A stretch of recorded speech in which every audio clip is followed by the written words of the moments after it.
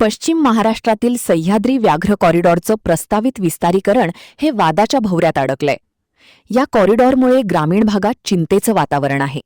सुरुवातीला केवळ 93 गावांचा समावेश असलेल्या या प्रकल्पात आता तब्बल 550 गावांची भर पडल्याची माहिती समोर आल्याने स्थानिक जनतेने या निर्णयाविरोधात आक्रमक पवित्रा घेतलाय. शेती, उद्योग आणि पायाभूत सुविधांच्या विकासावर बाधा येण्याची भीती नागरिकांच्या मनात आहे. या विस्तारित कॉरिडॉरमध्ये कोल्हापूर जिल्ह्यातील शाहूवाडी, पन्हाळा आणि राधानगरी तालुक्यांतील दुर्गम गावे, सांगलीतील शिराळा तालुका आणि सातारा जिल्ह्यातील काही भागांचा समावेश असल्याची प्राथमिक माहिती आहे.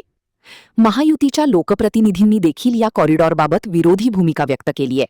स्थानिकांची मतं घेऊनच अशा प्रकारचा प्रकल्प करणं योग्य, अशी प्रतिक्रिया आमदार विनय कोरे यांनी दिली आहे.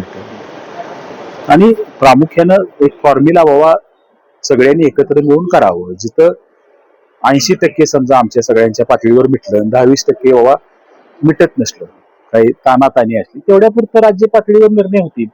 त्यांना तर मुख्यमंत्र्यांना प्रत्येक जिल्ह्यातल्या काही वेळ नाही ना, भरपूर एवढं मोठं काम आहे, त्यामुळे मला अडचण वाटत नाही.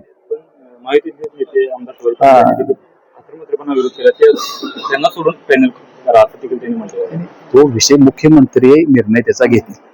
पण मला जे वाटते ना की आम्ही सगळेच होतो, म्हणजे लवकरात लवकर निवडणूक घेणं आणि महायुती म्हणून निवडणुकीला सामोरं जाणं आणि मुंबईत बाबा आपण जे केलंय किंवा ठरवलंय ते त्यांच्या कानावर घालून पुढे जाणं हे मान्य झालेला विषय आहे, काही बदल नाही. कारण तसा काय असता तर मला मुख्यमंत्र्यांनी अगोदर सांगितलं असतं. तुम्ही पुन्हा एकदा हा वाद हे करण्यासाठी मिटणार, मला माझ्या दृष्टीनं वाद फार मोठा नाही आहे, तो संपून जाईल.